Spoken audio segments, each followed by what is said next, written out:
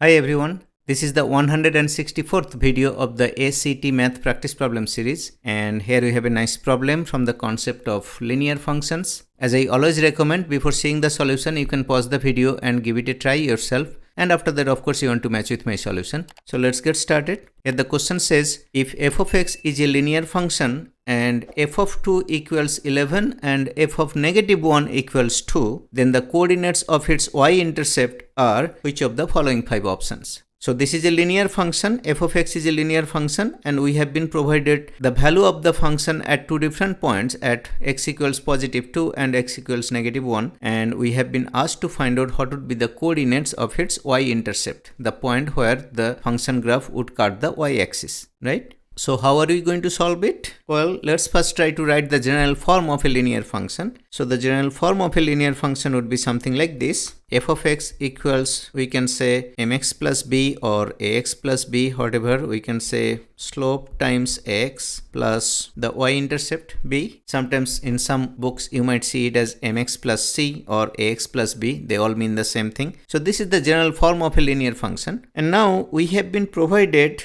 the value of the function at x equals 2. So f of 2 would be what? Well, f of 2 would be m times 2 plus b, and that has been provided as 11. F of 2 is equal to 11. So from here what we can say? Well, 2 times m plus b is equal to 11, and that is our equation number 1. And because there are two unknowns, we are going to need two equations to solve them, right? M and b, those are the two unknowns, and we are going to need two equations. We have already formed one equation, and let's try to form the second equation. So we have been provided that f of negative 1 is equal to 2. So f of negative 1 is equal to what? It would be m times negative 1 plus b, and that has been provided as 2. So from here we can say, well, then negative m plus b is equal to 2, and that is our equation number 2. And now that we have two equations with two unknowns, we should be able to solve them. Since we have been asked to find out the y-intercept coordinate, that means x will be 0, and when x is 0, we are essentially trying to find out the value of f of 0. And for that, f of 0 will clearly be just b. If you think about it from the general form, if you replace x with 0, then f of 0 is going to be m times 0 plus b. That would be just positive b. So f of 0 is positive b. So we just have to calculate the value of b. If we had been asked to find out the slope of this function graph, then we have to also calculate m. But for this particular function, I don't think we need to solve for m. We just need to solve for b, and then we should be able to come up with our answer. So let's try to solve for b.